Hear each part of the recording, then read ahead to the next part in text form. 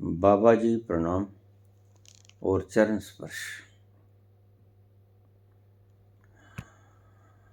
गुरु जी, जिस तरह इंसान की हत्या होने पर प्रायश्चित के तौर पर सजा होती है, जेल जाना पड़ता है, तरह तरह के कर्म कांड किए जाते हैं,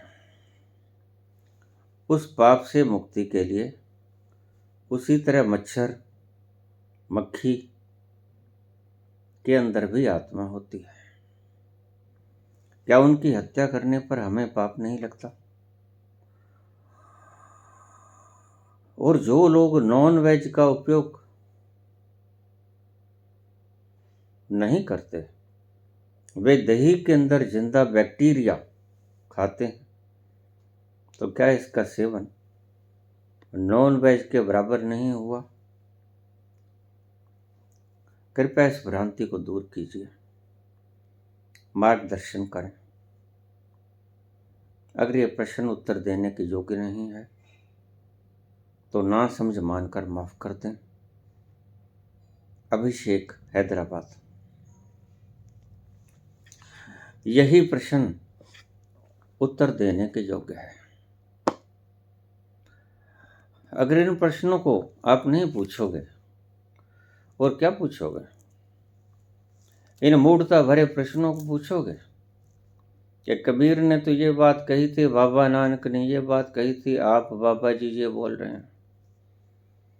कल को आप ये प्रश्न करोगे, बाबा नानक तो गुरुमुखी में बोले, पंजाबी में बोले, और आप हिंदी में बोल रहे हो। ईसा अंग्रेजी में बोले, महावीर प्राकृत भाषा में बोले, इतना फर्क क्यों? दोनों एनलाइटेंड हैं। इन मूर्खताओं को, नादानियों को मैं मूर्खताएं कहता हूं। अपने अनुभव को जिस तरह से वो साझा कर सकते हैं, करने की चेष्टा करते हैं, बस इतना ही काफी है। प्रश्न बहुत सुंदर है, पूछना चाहिए। जिस तरह इंसान की हत्या होने पर प्रायश्चित तौर पर सजा होती है और जेल जाना पड़ता है और तरह तरह के कर्म कांड करने पड़ते हैं, और दही के भीतर लैक्टोबैसिलस बैक्टीरियाज होते हैं, क्या वो मांसाहार के समान नहीं है?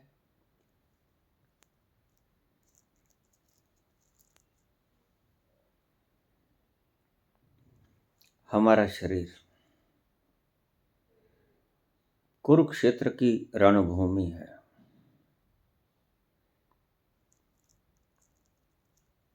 हमारा शरीर मैदान है जहां हर वक्त जंग चलती रहती है।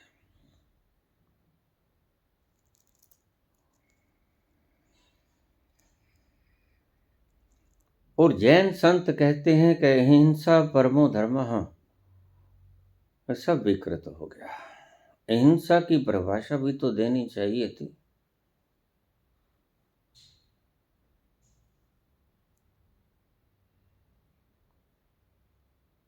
कि दही के भीतर जो हम बैक्टीरिया खा जाते हैं, क्या वो पाप नहीं लगता?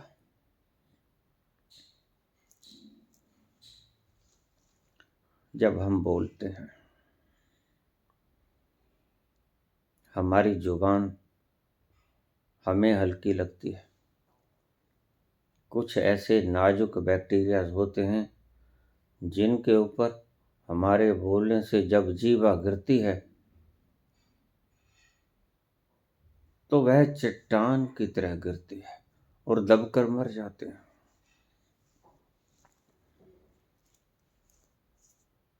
पूछिए वैज्ञानिकों से।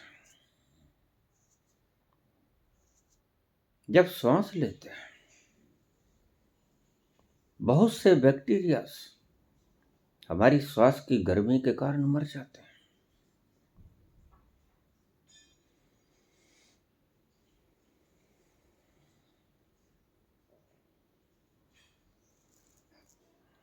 हमारे टॉन्सिल्स हमारे सुरक्षा प्रहरी हैं।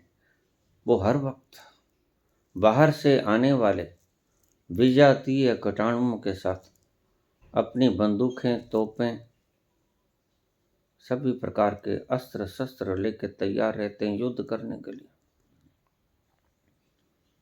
हमारे शरीर में हर वक्त युद्ध चलता है और हम बातें करते हैं अहिंसा की। हमारे शरीर में ही हिंसा हो रही है। 24 घंटे सोते जागते, उठते बैठते, चलते खाते,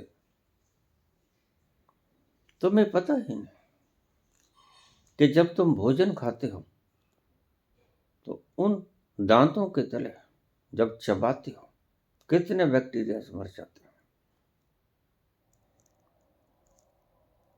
हमारी हर क्रिया में चलते फिरते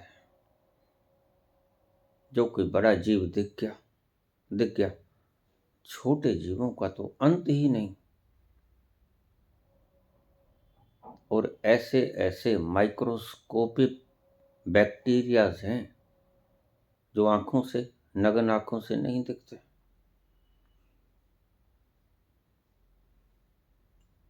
जो मात्र माइक्रोस्कोप से दिखते हैं।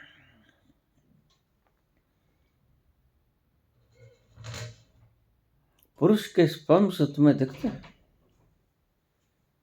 तुम कितने स्पर्म्स रोज मार देते हो आनंद लेने के बहाने से।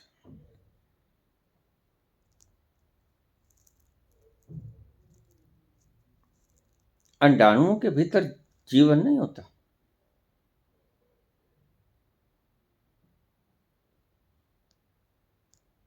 हमारा शरीर, मैंने कहा, कुरुक्षेत्र का मैदान है। और कुरुक्षेत्र का मैदान तो 17.5 दिन तक जंग चला। यहां तो जितने साल जियोगे जंग चलेगा।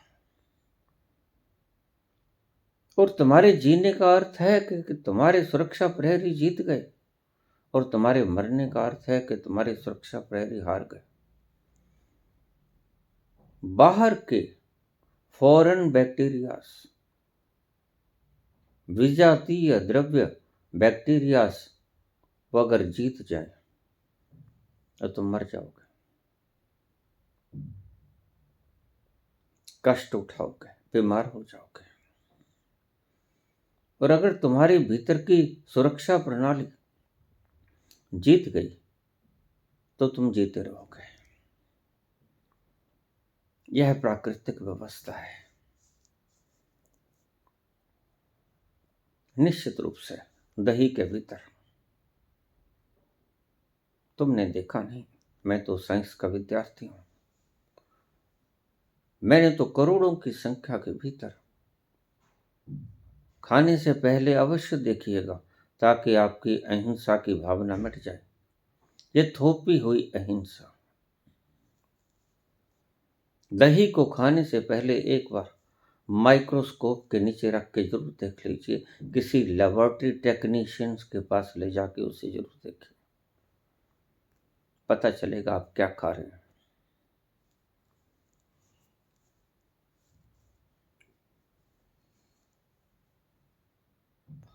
हर पल, हर घड़ी, हर सांस, हर शब्द किसी न किसी जीवन को मार देता है।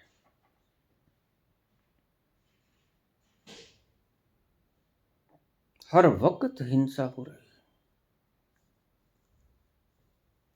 अहिंसा परमो धर्म का नारा ही व्यर्थ है जिस तल से दिया गया, उस तल से तुम समझे ही नहीं। अहिंसा परमो धर्म का मतलब सिर्फ यही था कि हिंसा हो ही नहीं सकती। नैनम छिदन्ति शस्त्र,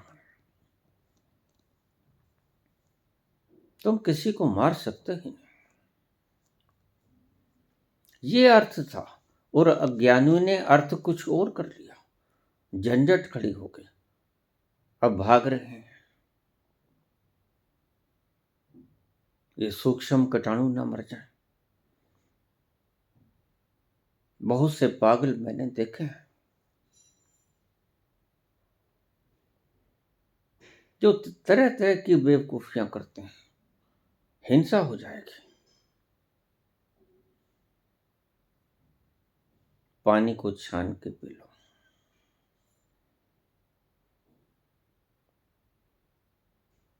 क्या हो जाएगा? ऐसे बैक्टीरियाज हैं जो आपकी छालनी के भीतर से निकल जाएंगे। उनका क्या करोगे? वो श्वास लेना बंद कर दोगे।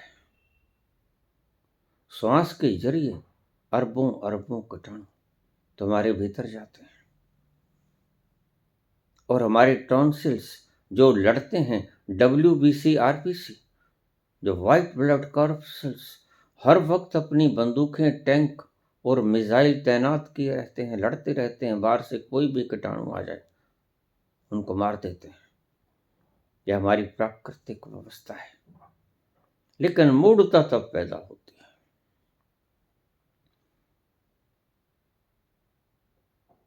जब तुम कहते हो कि ये मैंने मारे।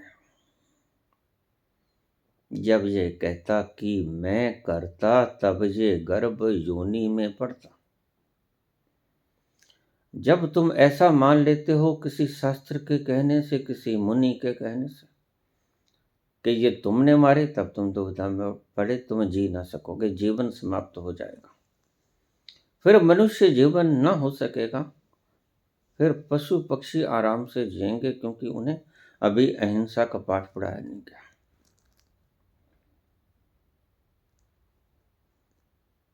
अगर अहिंसा परमो धर्मः था तो कृष्ण ने 40 लाख लोग मार दिए। मैं क्या थे? तुम मच्छरों की बातें करते हो, तुम कीड़े मकोड़ों की बातें करते हो।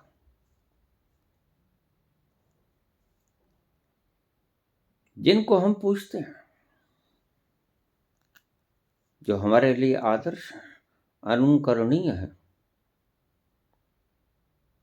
उन्होंने खुद प्रेरित करके लड़ने को तैयार नहीं था।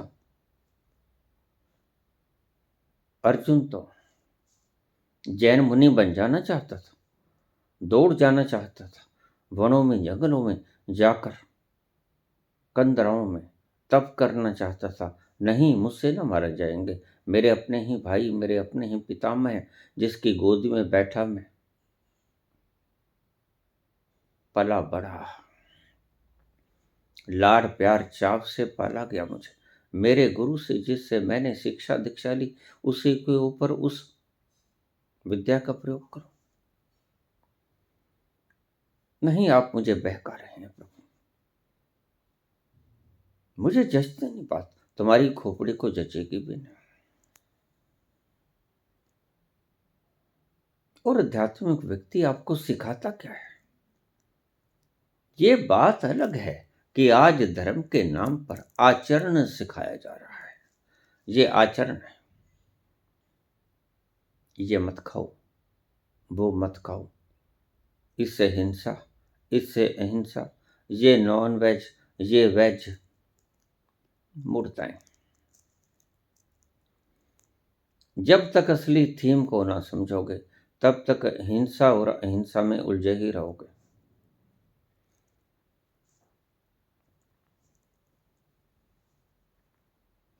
किस चीज को रोक पाओगे?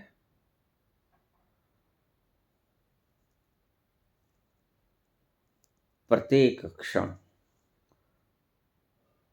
तुम संख्या गिन भी नहीं सकते, इतनी मात्रा में जीवन समाप्त हो जाते हैं और उतनी मात्रा में जीवन, नए जीवन शुरू हो जाते हैं। और ये व्यवस्था ईश्वरीय व्यवस्था है, जिसने सारी सृजना की, उसके ऊपर तो कोई दोष नहीं लगेगा। तुलसी ने एक शब्द कहा, समर्थ को नहीं दोष गोसाई। परमात्मा ने जो सृजना कर दी, उसके भीतर पाप पुण्य का कोई सवाल नहीं, कोई दोष लगता ही नहीं उसे। समर्थ को नहीं दोष गोसाई।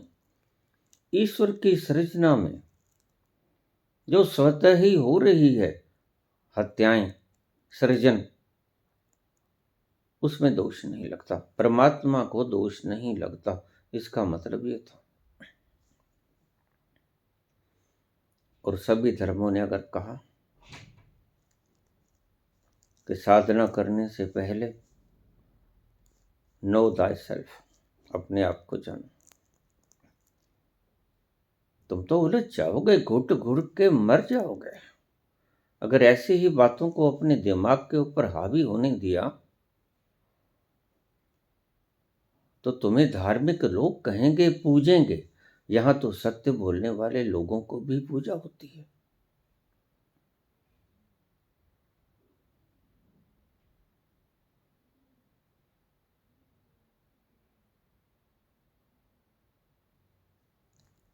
युधिष्ठिर को पूजा गया क्योंकि वो सत्यवादी था।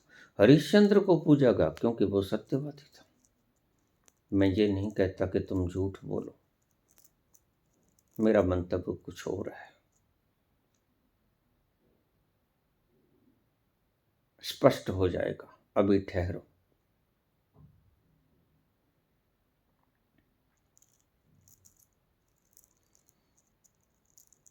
प्रत्येक शरीर चलता फिरता कुरुक्षेत्र का मैदान है और हर पल हर घड़ी इसमें हिंसा हो रही है। हिंसा प्रति हिंसा। बाहर से बैक्टीरिया आपके शरीर के भीतर पहुंचना चाहते हैं और आपको मारना चाहते हैं। ऐसे वो भीतर बैठ के आराम नहीं करना चाहते, आपको मारने की इच्छा लेके आते हैं, लड़ते हैं, मारकाट होती है, या मर जाते हैं, शहीद हो जाते हैं, या जीत जाते हैं, तुम्हें मार देते हैं। और तुम बैक्टीरिया के एक समूह हो, और क्या हो तुम? अगर तुम्हारा स्वरूप सही दिशा में निश्चित किया जाए तो तुम बैक्टीरिया के एक समूह हो। तुम्हारी प्रत्येक कोशिका जीवित है, ये जीवन है, और अनंत बैक्टीरिया तुम्हारे भीतर है।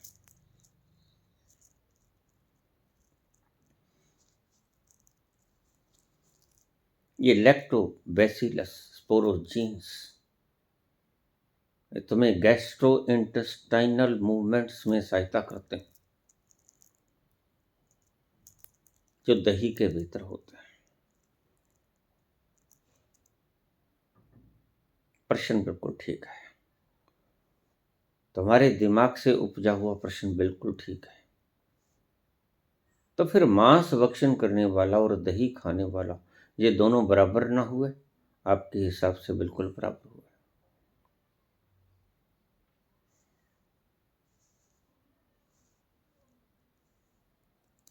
लेकिन बुद्ध के हिसाब से बराबर ना हुए, रामकृष्ण परमहंस के हिसाब से बराबर ना हुए। रामकृष्ण परमहंस तो मछली खाते हैं। बुद्ध कहते हैं कि अगर तुम्हें मांस खाना पड़े तो मांस वो खाना जो तुम्हारे लिए ना बनाया गया हो। बड़े मजेदार बात है। अगर तुम्हारे लिए स्पेशल बनाया गया है वो मांस मत खाना। अगर पहले से ही तैयार पड़ा है वो मांस खा लेना। अद्भुत बात है, और ठीक भी है। अगर किसी ने किसी जीव की हत्या करके उसे प्रेशर कुकर के भीतर पका दिया है, सब्जी बना दी है, और दुकान बंद करने को है, और उसका सामान बच गया है, और आप उससे पूछो कि कुछ पड़ा है माल, वो कहेगा हाँ पड़ा है, ले जाओ, तो बुद्ध कहते हैं कि उसको खाने में कोई हर्ज नहीं, क्योंकि वो तुम्हारे लिए नहीं पकाया गया। उसे कोई तो खाएगा, वो तो मर गया, जीवन तो उसमें आने से रहा। और रामकृष्ण परमहंस तो हैं ही बंगाल के, खाना ही चावल मछली। फिर कैसे परम बोध को उपलब्ध हो जाते हैं, कैसे भाव दशा में मगन रहते हैं, कैसे आनंद का झरना हर वक्त फूटता है, कैसे उस सुवासित सुगंध में तल्लीन रहते हैं हर वक्त। ये तो मीट खाते हैं, तो मछली का सेवन करते हैं। रविन्द्रनाथ टैगोर बंगाली,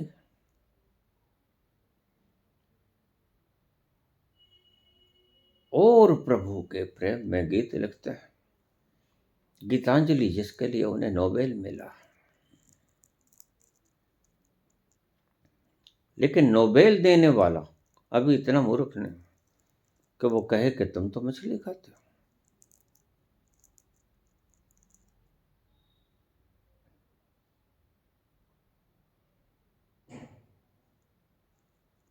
क्या है हाल? सत्य को जानना।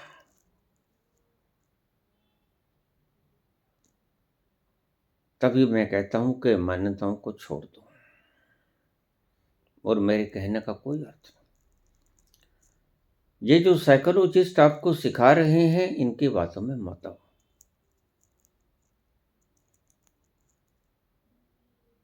तुम अपनी खुली आंखों से प्रत्यक्ष प्रमाण देखो। जरा सी चोट लग जाती है, आप कहते हो ये तो भावनाएं कुंठित हो गई, पाप लगेगा।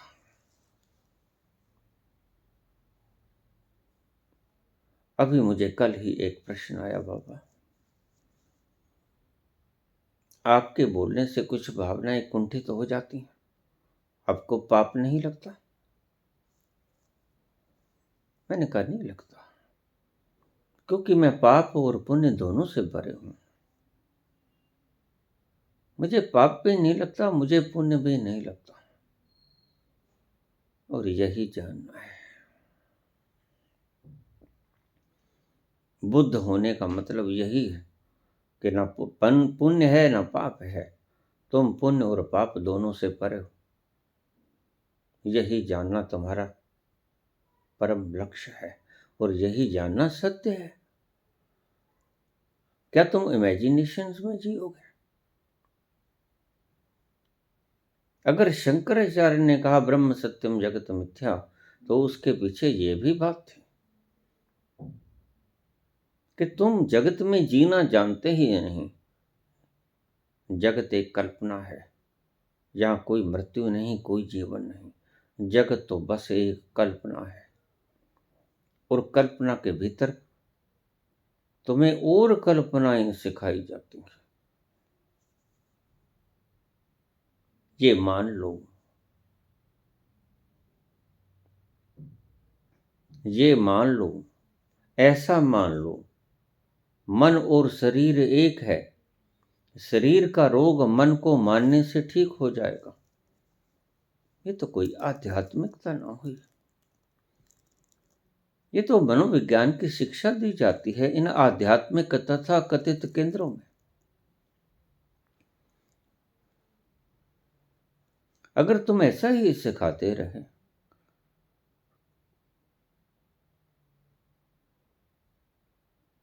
कि मान लो तुम्हारी हड्डी टूटी नहीं है, जुड़ जाएगी। जोड़ तो डॉक्टर भी देगा एलोपैथी का।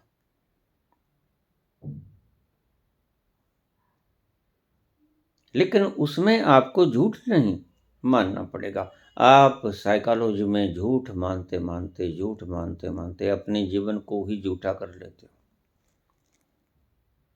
आपको पता ही नहीं। इस मानने का प्रकोप क्या होता है आपके जीवन पर। आप झूठ मानते मानते, साइकोलॉजी एक झूठ है, सत्य के विपरीत माना गया एक झूठ। आपकी हड्डी टूट गई है,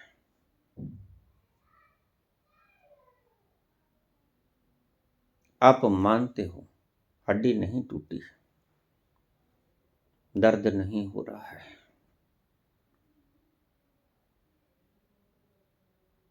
ये जुड़ रही है, ये जुड़ रही है, हड्डी नहीं टूटी है, ये सत्य है, ये झूठ है।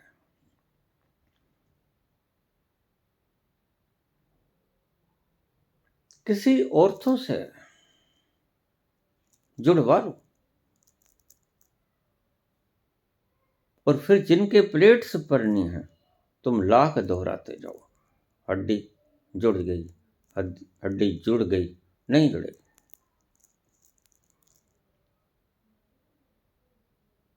ये साइकोलॉजिस्ट तुम्हें झूठ मानना सिखाते हैं, तुम्हें झूठा बनाते हैं।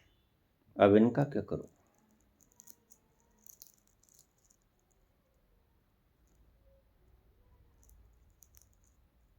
कभी सोचा आपने?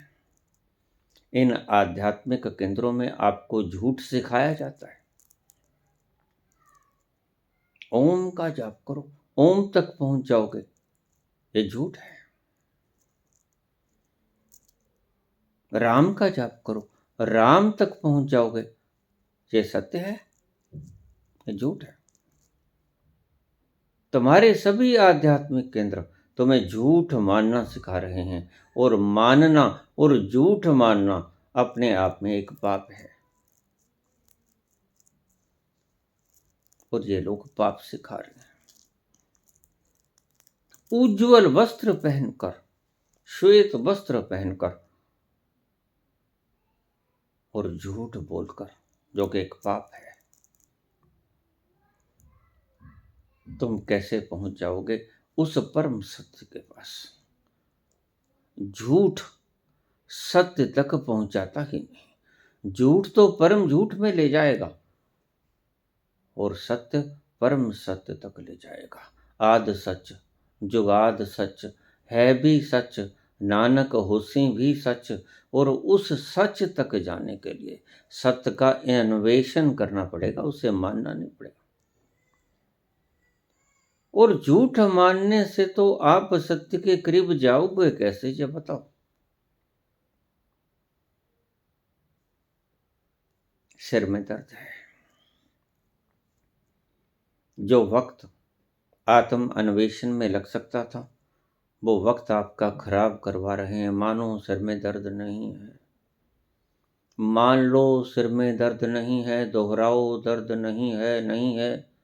क्या फायदा? अरे एनाल्जिन की गोली खा लो, कोई डिक्लोफेनिक का इंजेक्शन ले लो। क्यों व्यर्थ में झूठ को आरोपित कर रहे हो? आज दुनिया में झूठ को इतना फैलाव होते हुए देखकर आपको समझ नहीं आती कि ये झूठ सिखाया किसने है? तुम्हारे आध्यात्मिक केंद्रों ने ये झूठ सिखाया। झूठ की प्रबल फाउंडेशन डालकर ये लोग अपने आप को श्वेत वस्त्र पहनकर उज्जवल दिखाने की चेष्टा कर रहे हैं, जबकि झूठ स्वयं में ही एक पाप है। सत्य के विरुद्ध मान लेना ही एक पाप है, और तुम पाप कमा रहे हो। प्रश्न बिल्कुल ठीक, जान पड़ेगा ठीक है नहीं।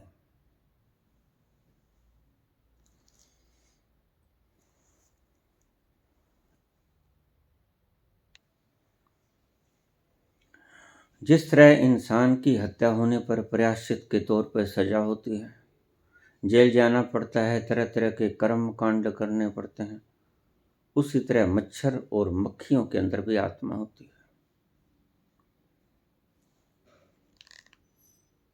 क्या उनकी हत्या करने पर हमें पाप नहीं लगता? जो नॉनवेज नहीं खाते वो दही खाते हैं, दही के भीतर भी बैक्टीरिया से जिंदा होते हैं। क्या उनका सेवन नॉनवेज के बराबर ना हुआ?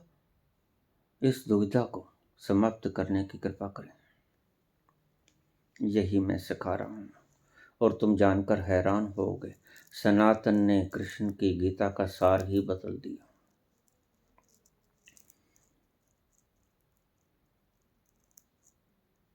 अगर भगवान महावीर कहते हैं अहिंसा परमो धर्मः, तो उसका अर्थ आप समझ नहीं पाए, वो किस तल से बोल रहे हैं? कृष्ण समझाते हैं उसका अर्थ। बहुत पहले महावीर से कृष्ण बोल गए हैं, नैनम छेदन्ति शस्त्राणि न हन्यते न हन्यमाने शरीरे।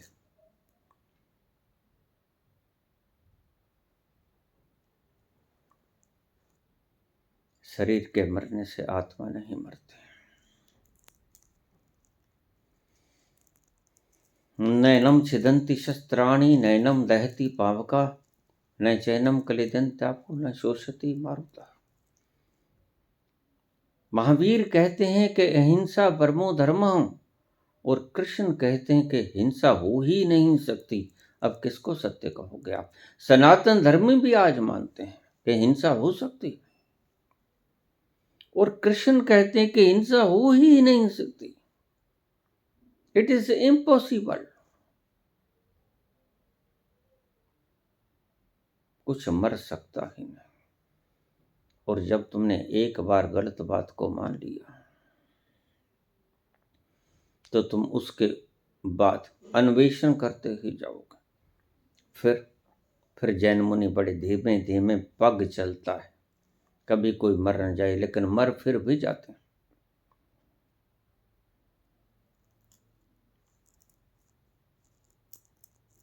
तुम्हें पता नहीं चलता, बात अलग है।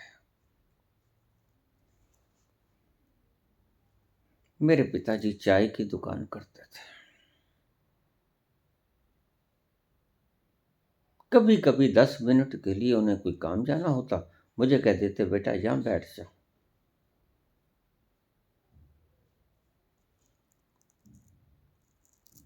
और कोई चाय मंगाता, मैं बना के भेज देता।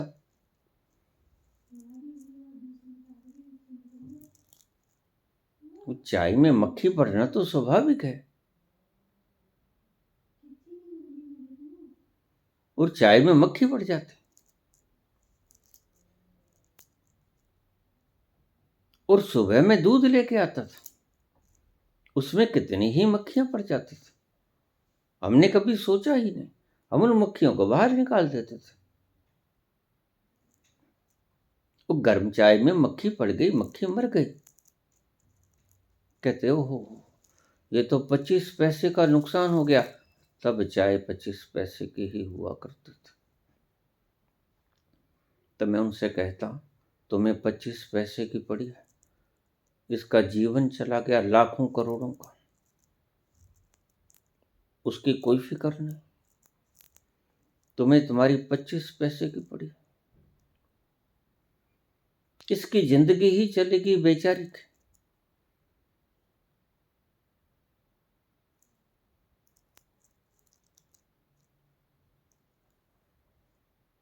तो जिसके मक्खी पड़ जाती चाय में, मुझे वो कहते चाय में मक्खी पड़ गई, दूषित हो गई, दूसरी चाय बना के भेज दो।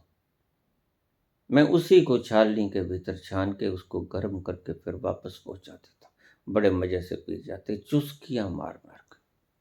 बस तुम्हें तुम्हारे जैन मुनियों को पता नहीं चलता, इतने छोटे बैक्टीरियाज हैं जो तुम्हारे 70-80 किलो वजन को झेल नहीं पाते, दिखते हैं नहीं।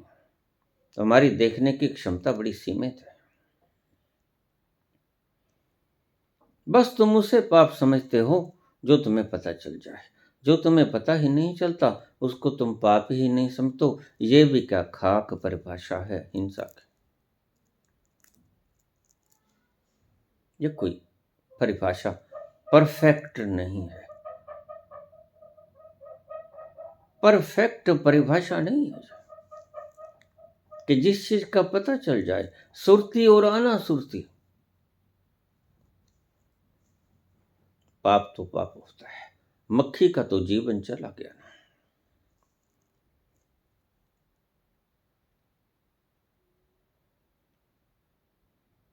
और फिर ऐसे भी लोग हैं जो कि जानवर को खुद मारकर खा जाते हैं। उनका क्या होगा? वो तो कुछ छुपाते नहीं, वो तो सरेआम खरीद के लाते हैं, सरेआम गर्दन पर चाकू फेरते हैं, और सरेआम उबाल के खा जाते हैं, सब्जी बना के खा जाते हैं। उनको तो सब पता होता है कि हमने की है हिंसा, हमने मारा है इस जानवर को, हमने खाया है। इसकी बुनियाद में जाना होगा। ऐसी ऐसी मूर्तियां समाज में बहुत फैली हैं, और तुम्हारे तथा कथित अध्यात्मवादियों ने सब मूर्तियां फैलाई। सारा सनातन कृष्ण को पूजा कर रहा है और कृष्ण का मुख्य सिद्धांत मान नहीं रहा।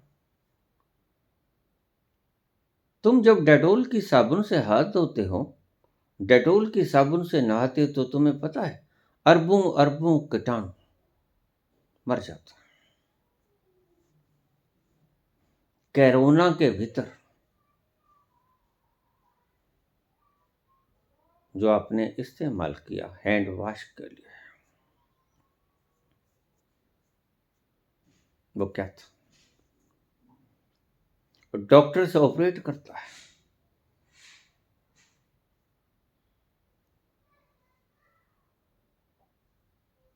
हाथ धोता है, औजारों को हाइजीनिक करता है, बीटाडीन से, डेटोल से उबाल कर।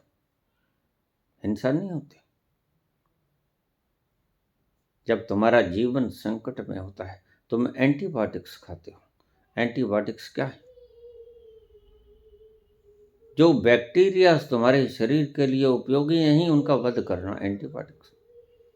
और एंटीबायोटिक्स तो तुम्हारे शरीर के अपने कीटाणुओं को भी मार देता है, तुम्हें पता नहीं। तभी मैं कहता हूं कि ये सभी शरीर कुरुक्षेत्र के मैदान है। हर पल हर घड़ी तुम अपनी खोपड़ी में जो मर्जी जचाए बैठो, साइकोलॉजिस्ट की तरह। मनोवैज्ञानिक यही लिए घूमते अपने दिमाग में, सत्य का उन्हें कोई पता नहीं। और ऐसे बात न बनेगी। धर्म की खोज करनी होगी, धर्म का सार जानना होगा, धर्म तक पहुंच बनानी होगी, धर्म तक पहुंचना होगा। ऐसे तुम्हारे प्रश्नों का जवाब नहीं मिलेगा। अगर मैं एक प्रश्नों का जवाब मनोवैज्ञानिक ढंग से दे दूं या तुम्हारे आध्यात्मिक केंद्र चलाने वाले लोगों के हिसाब से दे दूं, तो निश्चित ही दूसरे तीसरे सैकड़ों हजारों लाखों प्रश्न खड़े हो जाएंगे। लेकिन नहीं, मैं आपको जवाब नहीं देना चाहता, मैं आपको हल बताना चाहता हूं। I want to solve the problem. समस्या है कहाँ? तुम्हारे अज्ञान में समस्या है और तुम्हारे ज्ञान में हल है। इसलिए जब समाधि लगती है तो हमने उसे शब्द दिया समाधान। सब समस्याओं का समाधान हो जाता है समाधि में। ऐसा क्या घटता है समाधि में जिसके घटने से तुम्हारे सारे दुख दर्द पाप पुण्य अच्छा बुरा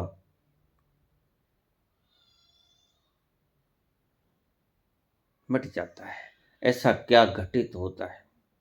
सब गिर जाता है, प्रश्न गिर जाते हैं, सब कड़छियां गिर जाती हैं।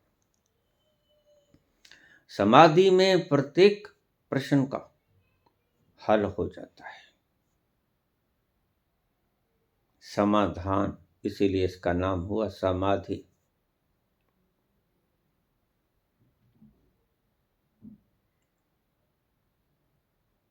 तुम चाहते हो मैं प्रश्न का जवाब दूं, जवाब तो दूंगा, लेकिन जवाब वो दूंगा जो सत्य है। माना गया जवाब मैं साइकोलॉजिस्ट की तरह नहीं दूंगा। आज धरती आध्यात्मिकता की जगह मनोवैज्ञानिक धरती हो गई है। जिस हिंदुस्तान को आप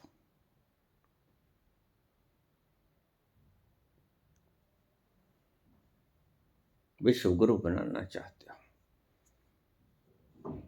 वह मूड गुरु बनने की कगार पे पहुंचा जा रहा है पाश्चात्य की नकल करके। हमने अपनी बुनियादी आधार खो दी है। कृष्ण तक का अर्थ गलत ले लिया गया।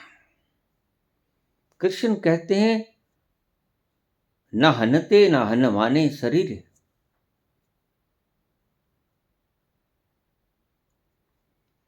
नैनम छिदंती शस्त्राणी नैनम दहती पावका। जो मरते हो वो तुम नहीं, जो तुम हो वो मरते नहीं। और जो तुम हो उसे अग्नि नहीं जला सकती, और जो तुम हो उसे वायु नहीं सुखा सकती, और पानी नहीं गला सकता।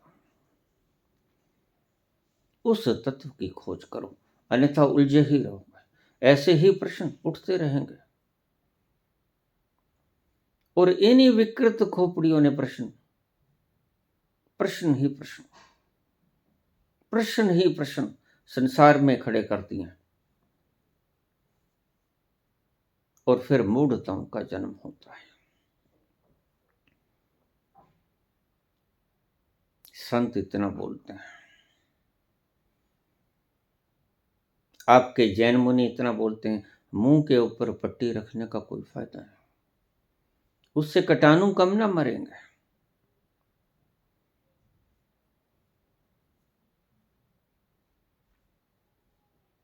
जब तुम बोलोगे तो उस बोलने से आपकी जीवा का वजन इतना भारी पड़ता है कुछ सूक्ष्म बैक्टीरिया के वास्ते कि वो बेचारे वीर गति को प्राप्त हो जाते हैं। बेचारे, कोई कसूर नहीं होता। और अगर तुम कुछ भी नहीं करते, न करने में उतर जाते हो,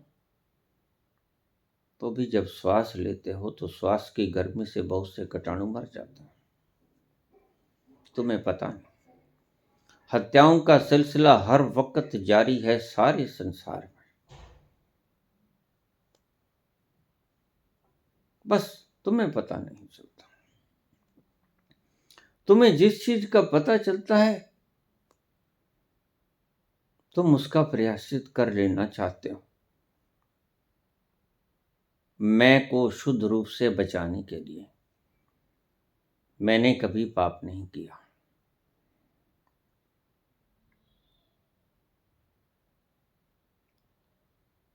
अब हम मौलिक तथ्य पे आएंगे, सत्य पे आएंगे।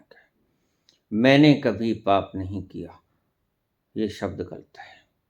मुझसे कभी पाप नहीं हुआ, ये शब्द सही है। मैंने कभी पाप नहीं किया, ये शब्द गलत है। मुझसे कभी पाप नहीं हुआ, ये शब्द सही है।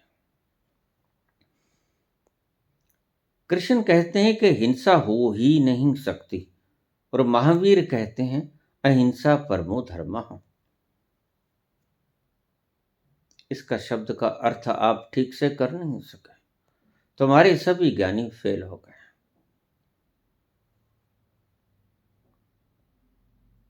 अहिंसा परमो धर्मः, जो धर्म है, जो हमारा खुद का स्वभाव है, अगर वहां पहुंच जाओगे तो अहिंसा हो ही नहीं सकेगी। इसका ये अर्थ है। और तुम इसे मान्यता के भीतर ले गए, खोपड़ी के भीतर, कि हिंसा करनी नहीं है। तुम हिंसा कर ही नहीं सकते। हिंसा हो ही नहीं सकती। कृष्ण ने ये जीते जागते अपने उपदेश से महाभारत के युद्ध में अर्जुन को बता दिया कि हिंसा नहीं हो सकती। यही तो समझाया कृष्ण ने। और क्या खाक समझाया अर्जुन को। और विराट रूप था क्या? विराट रूप यही था कि देख देख तुझे दिखाता हूं।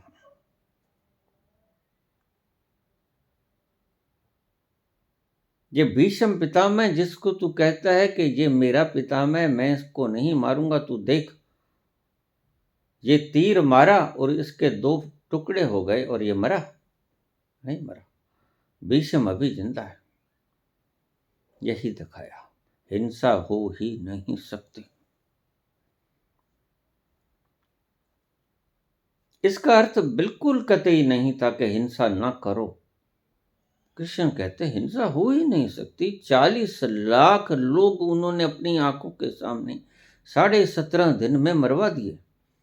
और कौन सा ऐसा व्यक्ति था जिसके मरने में कृष्ण का योगदान नहीं था? बता दो मुझे, एक भी व्यक्ति बता दो जिसको मारने में कृष्ण का योगदान नहीं था। कर्ण को मारा, साइकोलॉजिकल कमजोर करके मारा। तुम तो कुंती पुत्र हो, कर्ण, तुम तो अपने भाई को मारोगे। वो तुम्हारा छोटा भाई है, तुम सबसे बड़े हो। साइकोलॉजिकल वीक कर दिया, और सत्य भी था। द्रोण को मारा जो किसी से मरता नहीं था, झूठ बोल के मारा। हतो अश्वत्थामा, और द्रोण सिर्फ युधिष्ठिर पे एतबार करते थे, क्योंकि वे झूठ नहीं बोलता, सत्यवादी। कहता मुझे तुम्हारी बातों पे यकीन नहीं होता भीम, तो किसकी बातों पे यकीन होता है? कृष्ण कहने लगे मुझे सिर्फ युधिष्ठिर की बातों पे यकीन होता है, वो कह दे। और युधिष्ठिर ने कह दिया, हतो अश्वत्थामा, गजो की बानर, हाथी था कि आदमी था, मुझे ये धीरे से कह दिया, लेकिन बेईमानी तो हो गई, झूठ तो बोल ही दिया गया। क्योंकि नीयत जब गलत होती है तो शब्द कोई मायना नहीं रखते। नीयत गलत थी, नीयत झूठ बोलने की आ गई, इसलिए धीमे से बोला गया और इधर से वाद्य संगीत खड़का दिए गए।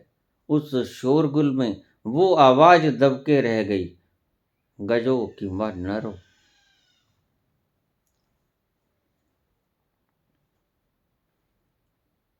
और द्रोणाचार्य ने अस्त्र त्याग करके नीचे बैठ गए, और धृष्टद्युम्न ने बड़ी तलवार से उसका सर धड़ से अलग कर दिया।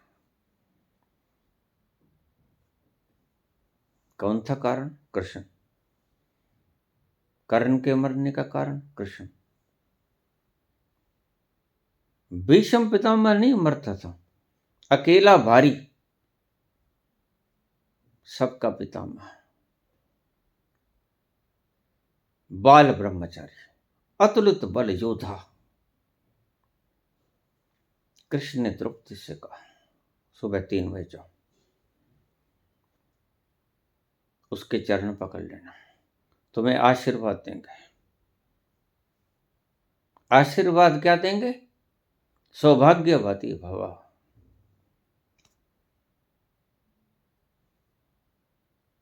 तुम्हारा सुहाग न उजड़े, और तुम घूंघट उठा देना।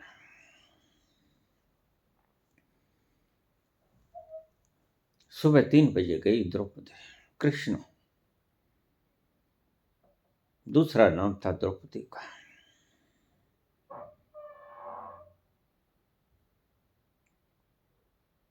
जब भीतर गई, साथ में पांडु गए, बाहर खड़े रहे, कृष्ण भी गए। सुबह 3 बजे प्रातः उठ जाते थे भीष्म पितामह। जब उठे, भगवान का नाम स्मरण किया, पता चल गया। द्रौपदी ने द्वार खटखटाया, आहट सुनकर भीष्म पितामह उठे, द्वार खोला। द्रौपदी ने चरणों में सिर रख दिया। भीष्म पितामह के भीतर से आवाज आई, सौभाग्यवती भवा, तुम्हारा सुहाग अचल रहे। घूंघट उठा दिया द्रौपदी ने। भीष्म सब कुछ समझ चुके थे। भीष्म कहने लगे, द्रौपदी पुत्री, वो छलिया कहाँ है? कहती वो बाहर खड़े। किसको नहीं मरवाया कृष्ण ने, ये तो बता दो।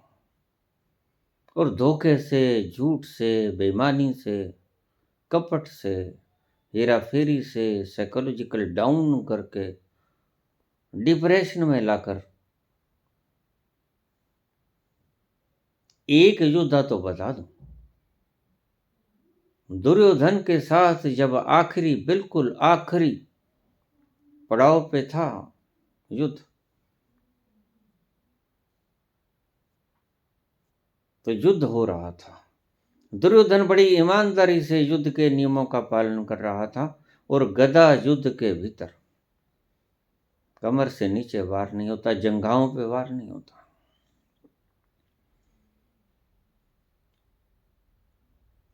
और दुर्योधन की जंघाएं कमजोर थी, वो कमजोर भी कृष्ण ने करवाई थी।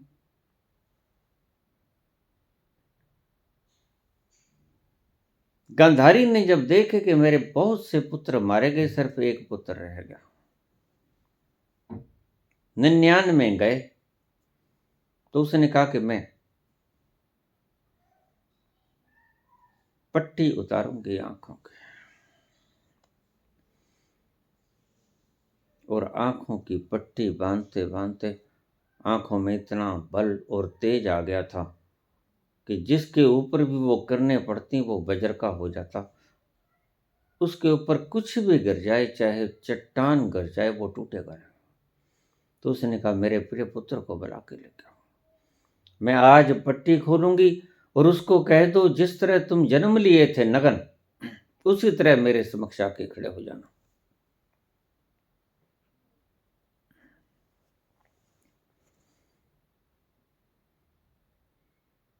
खबर पहुंचाती गई दुर्योधन के पास, मां गांधारी आज आंखों की पट्टी उतारेगी और तुम्हें आदेश हुआ है कि वो सारी दृष्टि तुम्हारे ऊपर डालेगी और तुम बिल्कुल नगन माता के सामने खड़े हो जाना। तुम्हारा शरीर वज्र से भी ज्यादा कठोर हो जाएगा, फिर तुम्हें कोई न मार सकेगा। भीम की गदा प्रहार तुम्हें मार न पाएगा, तुम चट्टान हो जाओगे, तुम फौलाद बन जाओगे। सारे वस्त्र उतार कर बिल्कुल अल्फ नगन अवस्था में चला दुर्योधन मां गांधारी के महल की ओर। रास्ते में कृष्ण मिल गए। कृष्ण ने देखा तो ताली बजाई, वाह वाह क्या बात, क्या हुआ वासुदेव, माता के सामने जाओगे? अरे मूढ़, अब तू बाल बच्चों वाला हो गया है, अपने गुप्त अंगों को तो ढक ले।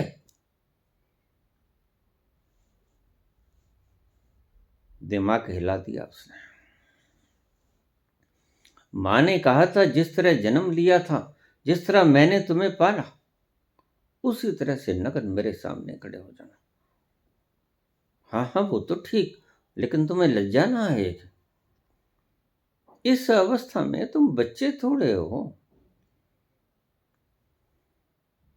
तुमने सारा संसार देख लिया है, अब तुम अपने गुप्तांगों को ढक लो, केले के पत्ते से ढक लो। दिमाग फिर गया दुर्योधन का, बुद्धि मलिन कर दी कृष्ण ने, केले के पत्ते बांध लिया। बात तो ठीक है, इसे मैं कहता हूं आचरण। महावीर तो वस्त्र त्याग देते हैं, नग्न हो जाते हैं।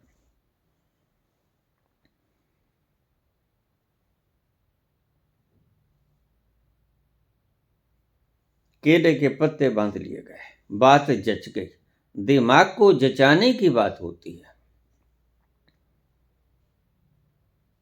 ऐसे ही ये तथाकथित आध्यात्मिक लोग जो कि आज मनोविज्ञान फैला रहे हैं संसार में, आध्यात्मिकता के करीब फटकते भी नहीं, उसके सफीर से कोसों दूर रह जाते हैं। ये तुम्हें आध्यात्मिकता का पाठ पढ़ाते हैं, आध्यात्मिक केंद्र सिखाते हैं आपको मनोविज्ञान की शिक्षा, और मनोविज्ञान से कोई व्यक्ति सत्य को कभी उपलब्ध न हुआ है, ना होगा। इनसे सावधान, ऐसे धर्मों से सावधान, ऐसे वक्ताओं से सावधान जो सभी चीजों का इलाज तुम्हें दिमागी मान्यताओं से करते हैं। इतना वक्त किसके पास है? जितने वक्त में तुम सोचोगे हड्डी जुड़ गई है, हड्डी नहीं टूटी है, दर्द हो रहा है उतनी देर में तो डॉक्टर आपको ठीक कर देगा। पेट में दर्द नहीं है, सिर में दर्द नहीं है, अरे भाई डिक्लोफेनिक का इंजेक्शन ले लो। सच में ही नहीं होगा, दर्द हट जाएगा। इस बकवास को बंद करो।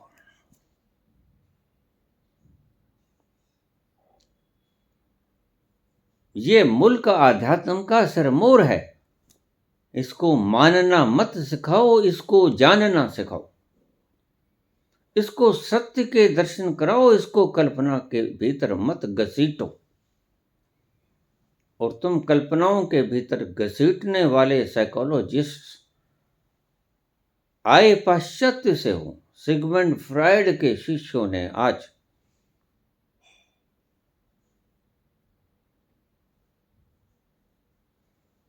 कृष्ण के बच्चों की दुर्गति कर दी है।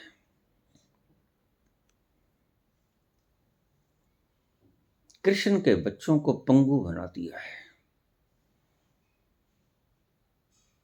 और अगर पंगु हो गए कृष्ण के बच्चे, तभी ये मुल्क 2000 साल तक गुलाम रहा और छोटे छोटे कबीलों के लोगों ने हिंदुस्तान को गुलाम कर लिया। कितने मात्रा में मुसलमान आए थे। बाबर एक छोटी सी टुकड़ी लेके आया था।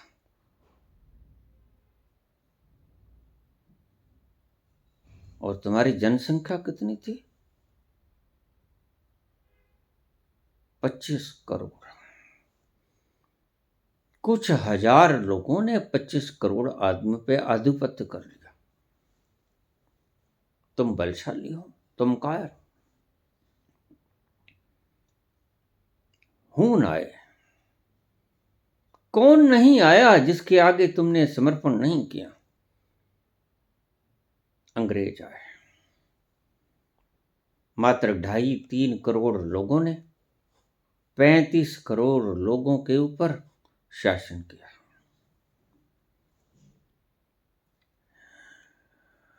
कितने अंग्रेज आते थे तुम्हारे हिस्से में? 10 आदमी अगर एक आदमी को पकड़ लेते हैं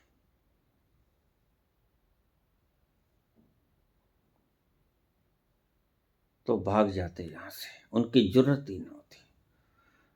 तुम्हारी यूनिटी कभी हुई नहीं, यद्यपि संख्या बहुत थी। संख्या ही संख्या थी, लेकिन कायरों की। सूरमा तो एक ही बहुत होता है। कृष्ण तो एक ही था। सारा महाभारत जिता दिया। तुम कहने को कृष्ण के वंशज हो, कृष्ण की औलाद नहीं हो।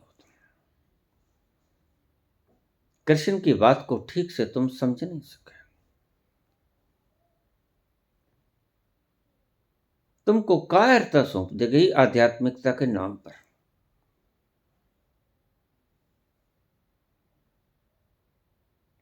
और ऐसा नहीं है यह प्रश्न तुमने मुझे पहली बार किया। यह प्रश्न रोज मेरे पास आता है। हम रसोई घर में कीड़ी कीटाणु मच्छरों को मार देते हैं बाबा, उसके प्रायश्चित का कैसे करें? प्रायश्चित उसका प्रश्न बिल्कुल ठीक लगता है, ठीक है ना? आध्यात्मिक के केंद्र में जाकर यह प्रश्न व्यर्थ हो जाता है, प्रश्न गिर जाता है। इसलिए मैं कहता हूं प्रश्न ठीक नहीं। कृष्ण क्या सिखाते हैं तुम्हें? तुम्हारे सर्वश्रेष्ठ अनुकरणीय पुरुषोत्तम तुम्हें सिखाते क्या?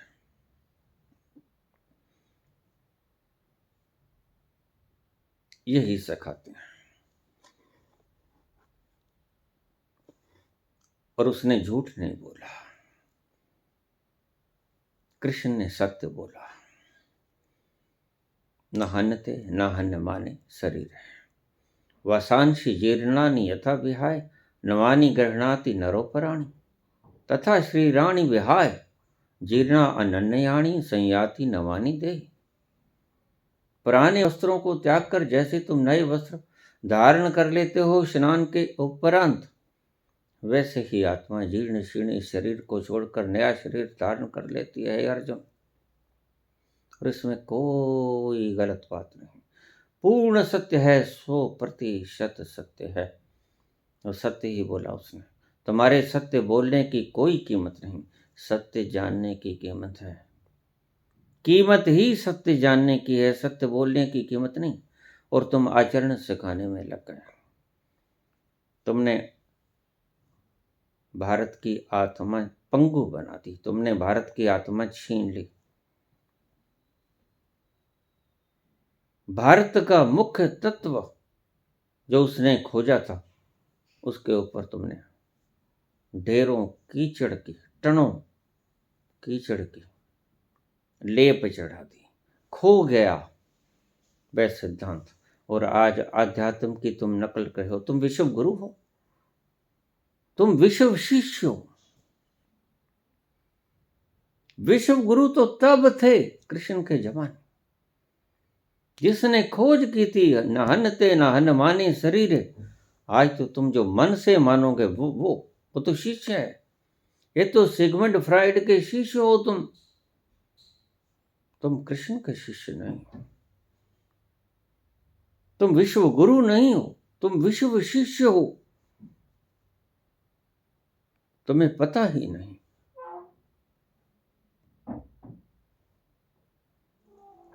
तुम्हारे पुरखों ने, तुम्हारे पूर्वजों ने कितनी मेहनत करके, मनुष्यों ने तुम्हारे लिए क्या खोजा था, तुम उन शास्त्रों को भूल गए।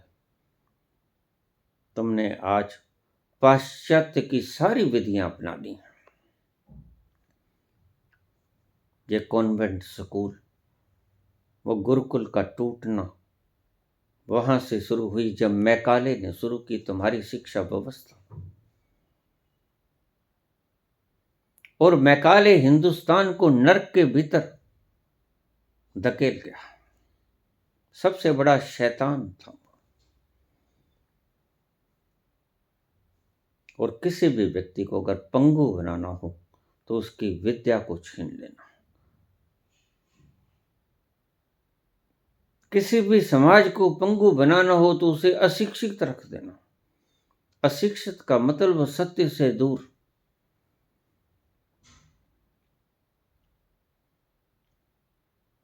सत्य मत बताना, उसे झूठ बोलना, वो समाज मर जाएगा, वो देश मर जाएगा। और तुम्हें झूठ में धकेल दिया गया। कृष्ण के वंशजों को, कृष्ण के बच्चों को कृष्ण की जन्मभूमि और कर्म भूमि के भीतर उनके ही पंडे पुजारियों को झूठ सिखला दिया गया। झूठ का मतलब गीता सिखा दी गई पढ़नी, गीता के भीतर का तत्व सार तक पहुंचना छीन लिया गया। इसलिए तुम पंगु हुए। इसलिए 2000 साल जो भी आया तुम्हें लूट के ले गया, जो भी आया तुम्हें गुलाम बना गया। आज तुम खिचड़ी हो उन सभी की जो तुम पर शासन कर कर चले गए। अपनी अपनी मान्यताएं तुम्हारे सिर के भीतर तुम्हारे कचरे के रूप में पड़ी हैं। और तुम कहते हो कि हम अखंड हैं। भारत जैसा खंडित मुल्क साइकोलॉजी के रूप में कोई नहीं मिलेगा तुम्हें। इतनी अवधारणाएं, जहां इतनी मान्यताएं, इतनी गलत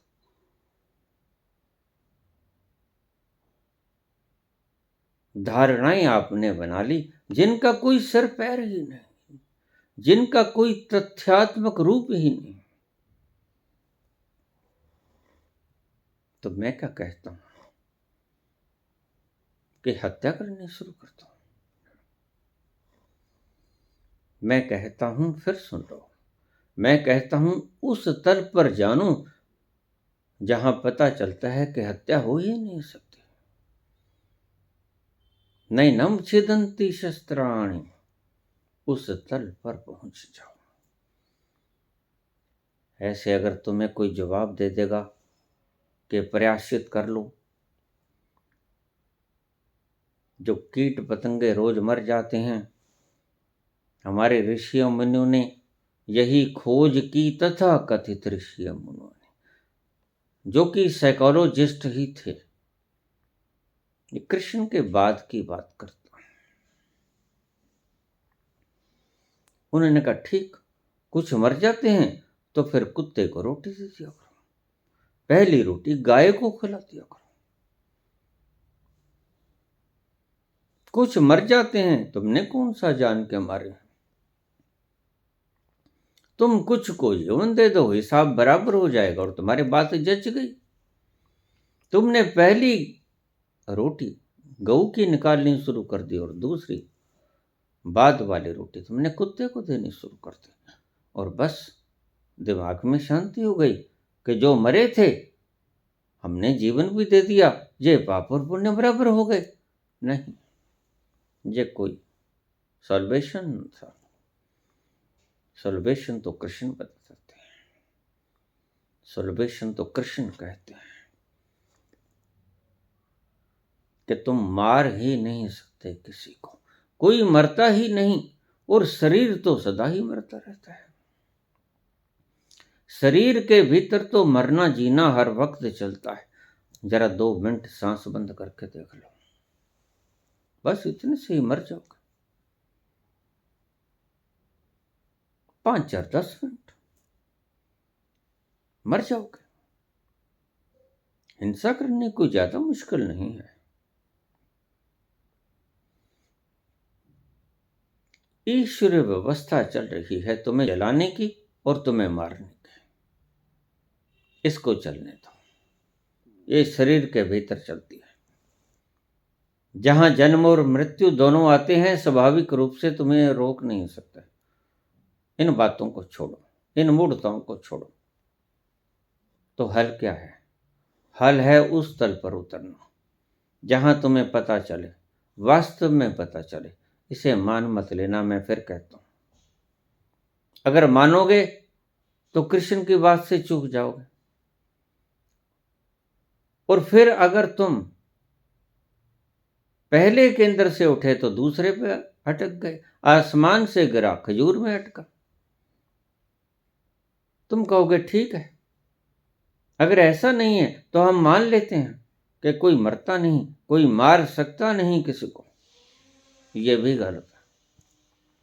मान्यता मात्र ही गलत है, कल्पना मात्र ही गलत है। जिस चीज की तुम कल्पना करोगे वो झूठ है, और तुम्हारा मनोविज्ञान झूठ से ही शुरू होता है। इसलिए तुम झूठे लोग हो गए हो। तुम्हारी बुनियाद झूठ पे खड़ी है। तुम झूठ मानते हो। सिर नहीं दुख रहा है जबकि दुख रहा है। मानो कि नहीं दुख रहा है, क्यों माने दुख रहा है? नहीं दुख रहा है। हम इसका इलाज क्यों नहीं खोजते? अगर सिर दुख रहा है तो सिर दुखने की दवा ले लें, सिर हट जाएगा। हम झूठ क्यों थोपें अपने आप को? और ये झूठ का थोपना इतना गहरा हो गया कि आज तुम्हारी जिंदगी झूठ ही होकर रह गई, और इस झूठ से सत्य कभी उत्पन्न ना होगा। झूठ से कभी सत्य उत्पन्न हुआ है क्या? इस साइकोलॉजी ने, मनोविज्ञान ने, सिगमंड फ्रॉयड ने तुम्हारे जीवन का, अध्यात्म का प्राण ही लूट लिया। तुम्हारे लिए, हिंदुस्तान के लिए सिगमंड फ्रॉयड का सिद्धांत एक हत्यारे का काम कर गया। मनोविज्ञान तक सीमित था, सीमित रहता। कुछ चीजें वहां से हल हो सकती, टेंशन वगैरह, डिप्रेशन वगैरह, लेकिन प्रत्येक चीज का हल अगर साइकोलॉजी से खोजोगे तो नहीं हो सकेगा। प्रत्येक चीज का हल तो निकलेगा आध्यात्म से, जहां जाकर समाधान होता है, जहां जाकर प्रत्येक सवाल का जवाब मिलता है और प्रत्येक समस्या का समाधान होता है। सॉल्व होती हैं सभी प्रॉब्लम्स और गिरते हैं सारे प्रश्न, क्योंकि उत्तर बिल्कुल साफ सुथरा सामने खड़ा होता है। तो मैं तुम्हें नहीं कहता हूं कि हिंसा करो, मैं तुम्हें कहता हूं कि ये जानो, उस तल पे निकल जाओ, अंत से यात्रा शुरू करो। और जब तुम उस तत्व तक पहुंचोगे तो तुम्हें पता चलेगा कि उस तत्व तक मरना तो बहुत दूर, वहां आग तक नहीं पहुंचती, जल नहीं पहुंचता, वहां वायु नहीं पहुंचती, वहां कुछ नहीं पहुंचता, न सुख पहुंचता है न दुख पहुंचता है। इसलिए ऐसे प्रश्न वास्तविक लगते हैं, वास्तविक है नहीं। मैं मुद्दों को जड़ से काटता हूं। छोटी सी कहानी सुना के मैं अपनी बात को समाप्त करूंगा, प्रवचन बहुत लंबा हो गया। जड़ से काटो, जड़ से पत्तों को मत काटो, पत्तों को टहनियों को काटने से वो और बढ़ेंगे। कई बार टहनियों को काटना कलम का काम करता है, जितना बढ़ना था उससे कहीं ज्यादा बढ़ना शुरू हो जाता है, और वही तुम कर रहे हो।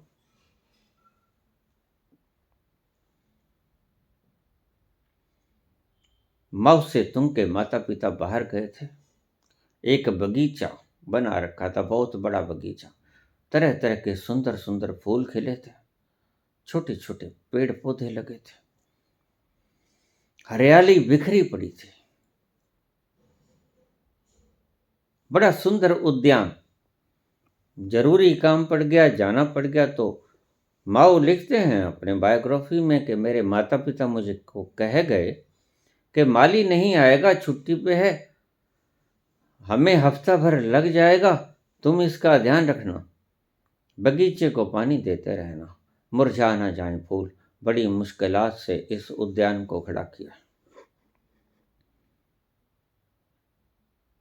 पानी तो देखता था रोज, माली कैसे फुहार लगा रहा है,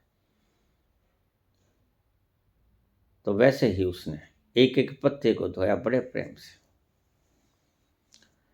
फूलों के ऊपर पानी का छिड़काव किया, धूल धमास जो थी वो साफ हो जाए। एक एक टहनी को धोया बड़े प्रेम से, एक एक पत्ते को धोया बड़े प्रेम से। पूरा बगीचा उसने घंटों लगा के साफ किया। लेकिन ये क्या, जब तक माँ बाप आ गए, सारे फूल मुरझा गए, सारा उद्यान सूख गया, पीला पड़ गया।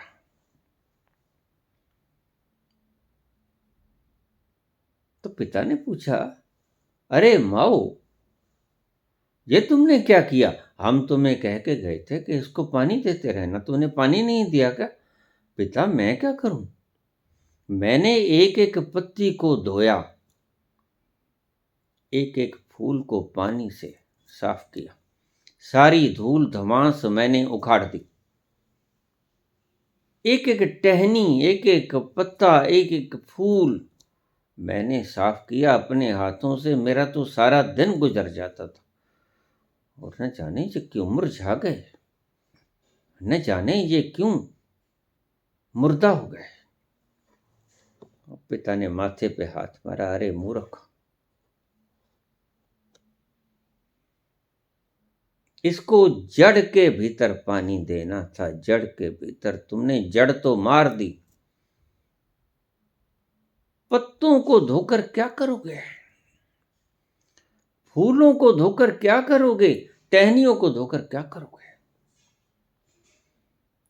इसके प्राण इसकी जड़ से आते हैं, बस जड़ सीख लो, अन्यथा तुम कुंभला जाओगे अगर साइकोलॉजी के पीछे चले तो। आज सारी चीज अध्यात्म की तुमने साइकोलॉजी में बदल दी है। पास्ट लाइफ को देखना हो तो पास्ट लाइफ रिग्रेशन करवा लो, जबकि कोई माई का सूरमा पास्ट लाइफ को बता ही नहीं सकता अध्यात्म का बिना। हर चीज जो अध्यात्म की थी वो छीन ली मनोविज्ञान ने, जबकि मनोविज्ञान अध्यात्म के आगे बहुत बोना है। मनोविज्ञान एक मान्यता है,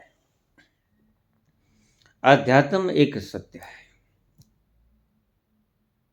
सत्य का दर्शन और मान्यता का मानना, इनमें जमीन आसमान का फर्क है। मान्यता का मानना झूठ है और आत्मा का दर्शन सत्य का दर्शन है। बस तुम इसी झूठ सच के भीतर पेंडुलम की तरह अटक रहे हो। तुम्हें आज फैसला करना होगा कि तुमने मनोविज्ञान को अपनाना है। मनोविज्ञान तुम्हें पागलता की ओर धकेल देगा। दर्द बढ़ता ही जाएगा, जूं जूं दबा की करते जाओ। पाश्चात्य में ऐसा ही हो रहा है।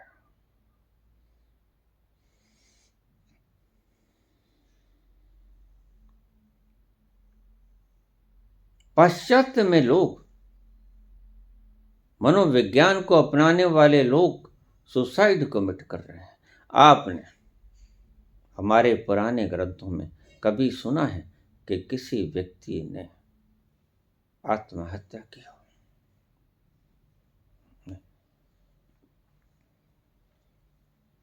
हमारे शास्त्रों में आत्महत्या नाम का शब्द ही कहीं नहीं मिलता था। इतनी पॉजिटिविटी मिलती है अपने भीतर जाने से उस तत्व में कि तुम तो उस पॉजिटिविटी में आनंद मानते ही हो। तुम्हारे सफीर के भीतर जो भी व्यक्ति आ जाता है वो भीतर से आनंद महसूस करता है पॉजिटिविटी का। तुम्हारे घेरे के भीतर जो व्यक्ति आ जाता है वह प्रसन्नता से झूम उठता है। और साइकोलॉजी, मुरझाए हुए ये चेहरे, रोती हुई ये आंखें, बल खाते हुए ये तुम्हारे माथे, सड़ी हुई तुम्हारी धारणाएं, मुर्दा तुम्हारी गतियां, ये कुछ देते हैं। कृष्ण की तरह जीवन नहीं सिखाती तुम्हारी साइकोलॉजी। जीवन तो मिलेगा अध्यात्म में उतरने से, सत्य भी मिलेगा अध्यात्म में उतरने से। अन्यथा झूठों की गप्पो गपोड़ है, इसमें उलझना है तो तुम्हारी मौज। तो माओ लिखते हैं कि मैं उस दिन से समझा और क्रांति का एक अद्भुत सूत्रधार उस दिन जन्म गया कि अगर किसी को मारना हो तो उसको जड़ से खत्म कर देना, उसको जड़ को काट देना, एक एक पत्ते को मत काटना। नहीं कटेगा वो कलम बन जाएगा और ज्यादा बढ़ेगा, रक्त बीज की तरह।